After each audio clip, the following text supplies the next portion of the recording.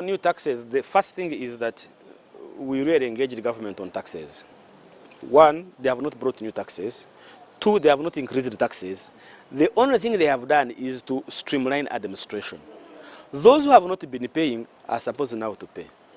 If you have been having beverages really, for the last 5 years, you have not been in taxation bracket. It's high time that you're in tax bracket because now you have set up your system properly, you are making profits, so it's high time you also contribute to national development. According to Julius Mukunda, the Executive Director, Civil Society Budget Advocacy Group, the 48.1 trillion shillings national budget can boost recovery from the adverse effects of the COVID-19 pandemic. Look, especially in this financial year budget, one of our key elements was that we need to spend more money on social sector. And for the first time, we are seeing that human capital development is taking the first priority on the national budget. That is 28%, which is very good. Secondly, is that we want the budget to be pro-poor. And for the first time, we are seeing government spending close to 1 trillion Ugandan shillings on the parish development model. For the first time, an ordinary person is sharing directly from the national cake. Not indirectly in the security, no, directly that there is 100 million Ugandan shillings that is going to be removed from the national budget and it goes directly to the parish for the parish to be able to spend it in the way they want. The national budget has put more emphasis on agro-industrialization and uplifting household incomes with an objective of fostering equitable growth and development. The budget for the next financial year presents a set of strategic choices and the government's commitment to stimulate economic recovery, enhance productivity and competitiveness of enterprises, and most importantly, wealth creation and jobs for the ordinary Ugandans. This 39% of the homes whom want to, under parish model, to say, please join the money economy and produce for the stomach and for the pocket. But the other danger can be lack of rain or unreliable rain. So that's why in our budgeting, there is now something about irrigation. But in the future budgets, I would like us to do more for the irrigation. As per the key priorities, education was allocated 4.14 trillion shillings, peace and security 3.9 trillion shillings, health 3.7 trillion, agro-industrialization 1.4 trillion, agriculture 1.14 trillion shillings, and the parish development model 1 trillion and 59 billion shillings. And lastly, how will you call the budget for the year 2022-2023? Because sometimes you can call it a poor man's budget, you can call it a revival budget, or whatever. So basically, how will you term this one? For me, this budget really is a recovery budget.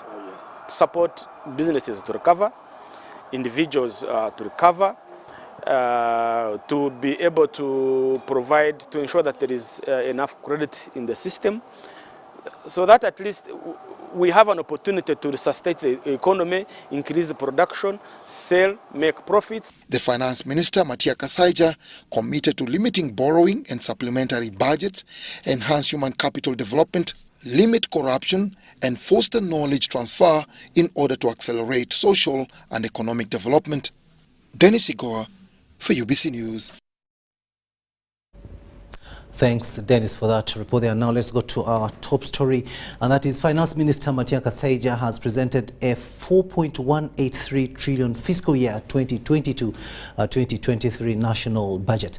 The government expects to generate 30.8 trillion locally, of which 23.75 trillion is expected from tax collections.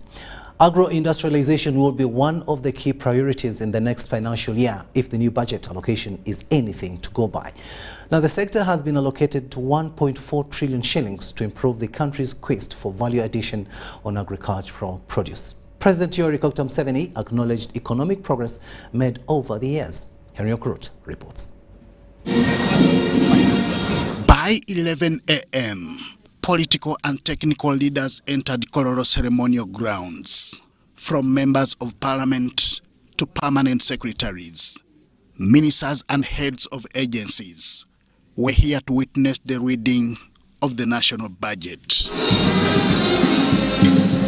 The colorful arrival of the Speaker of Parliament, Anita Among, and her Deputy Thomas Taibwa was just in time for the day's scheduled event.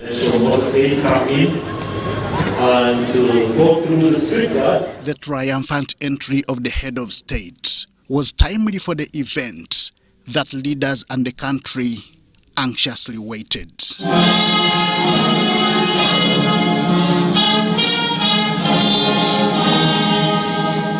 As we start the second session of this parliament, we shall dedicate the first meeting to consider bills. And then came the real budget reading, with the Minister for Finance, Planning and Economic Development, Matia Kasaija, doing what he does best.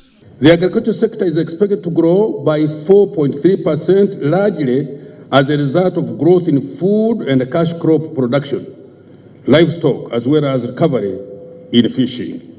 This is the same rate at which the agriculture sector grew last year. The sector contributed 24.1% to the total economic output. In the budget were various allocations.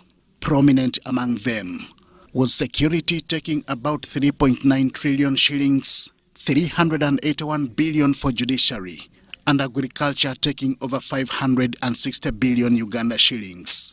The three broad objectives of the strategies are: 1, sustaining peace, security, and stability, as well as macroeconomic stability, as key foundations for recovery, growth, and socio-economic transformation. 3, mitigation of the COVID-19 impact on business activity, livelihoods, and overall economy. 3, speeding up socio-economic transformation by repurposing the budget towards wealth and job creation, as well as other impactful investments. With agro-industrialization also given priority, President Yoweri Museveni called for reduction in rain-fed agriculture, emphasizing the need for irrigation. As long as Uganda is producing enough food, there is no problem we cannot solve. But the danger to the food is number one, some laziness. These 39% of the homes whom want to, under parish model, to say, please join the money economy and produce for the stomach and for the pocket. But the other danger can be lack of rain or unreliable rain. So that's why in our budgeting, there is now something about irrigation. But in the future budgets, I would like us to do more for the irrigation. He also decried low education levels in some parts of the country, with emphasis on Karamoja, whose dropout rate he cited as high. The primary 7 completion rate in the whole of Uganda apparently is 38%. The children who go into the primary school and finish P7 are only 38 out of 100, which means that 62 go back to the village. They don't finish P7. And in the case of Karamoja, we found it was only 6 children out of 100 who finished primary 7. This was, however, not enough for him not to acknowledge strides made in the road sector, with a pledge for more of such economic infrastructures. I think the real answer to expensive petroleum is rail transport. If we repair our railway to Pakwach, like the minister is saying, and we transport many of the things on the railway, then the demand for fuel, for petrol will go down, and diesel, at least for for cargo. And later on with Kasese, that is the real answer to the problem of high petroleum prices. Members of Parliament and other dignitaries were equally impressed. One thing I've picked, which was so good for me, is reduction or waiving off VAT on some of the items. For instance, these items which are used by people with disabilities. The President was emphasizing that as all these other challenges are happening, especially on essential commodities, we must make sure we fight hard to protect the land and the wetland, that we don't lose out food. Because food now remains the most crucial product in the whole world. Growing of coffee for commercial and value addition on coffee in Uganda. So this budget is really one of the budgets that Ugandans will be able to secure their future through. However, some allocations to the agricultural sector seem to call for more. The climate change has affected this year's production.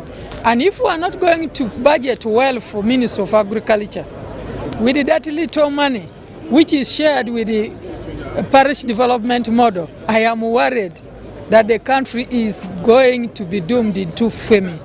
But the agriculture sector funding has gone down.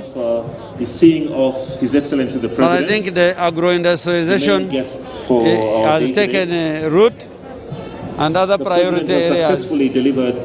The 2022 to 2023 budget was presented on the theme, full monetization of Uganda's economy through commercial agriculture, industrialization, expanding and broadening services, digital transformation, and market access. Henry Okrut, UBC. Thanks, Henry, for that report there. Now let's go to Karamoja, where the President Yoweri Museveni says the mutating crime, which has now turned commercial and involves an intricate network of criminals in the Karamoja sub-region, is fueled by illegal guns and must be stopped. He says there is lack of orientation in many elements of the population of Karamoja, who up to now have not appreciated the need for peace and prosperity. He said, whereas over 40,000 guns have been recovered through both peaceful and forceful means, many Karimojong have continued to illegally own guns and have become a security threat.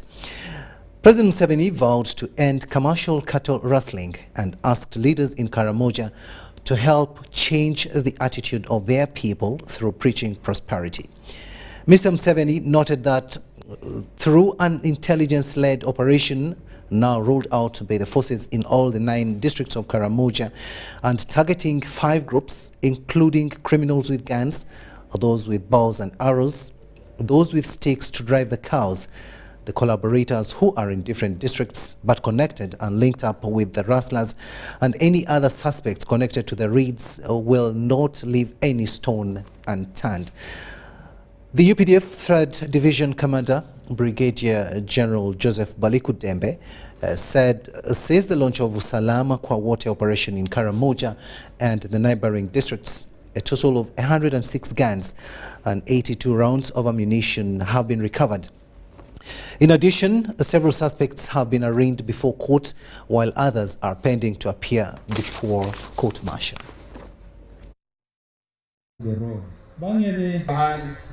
And was characterized by relative peace. 2018, we recovered 56 guns. Every district chaired by RDCs and members of... Really appreciate, and this is what we needed as a region.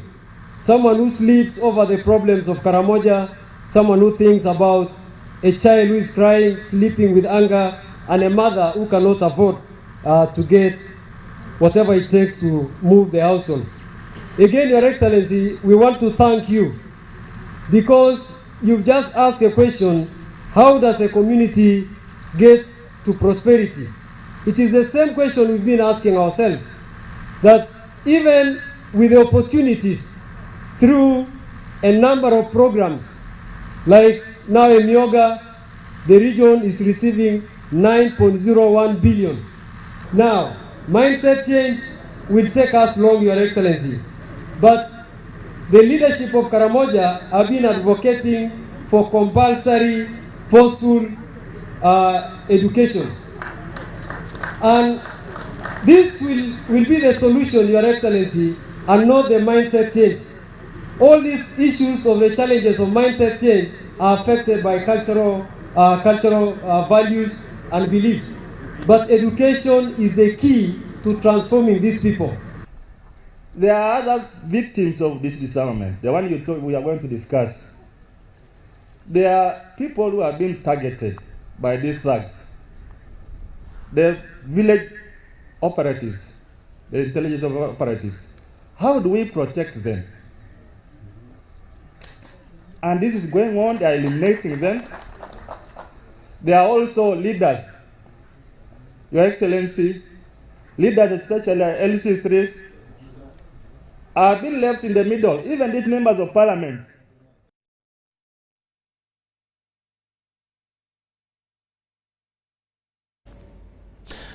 Now, Ministry of Education and Sports is activating COVID-19 task forces in schools and remains learning institutions to observe all guidelines for preventing the spread of COVID-19.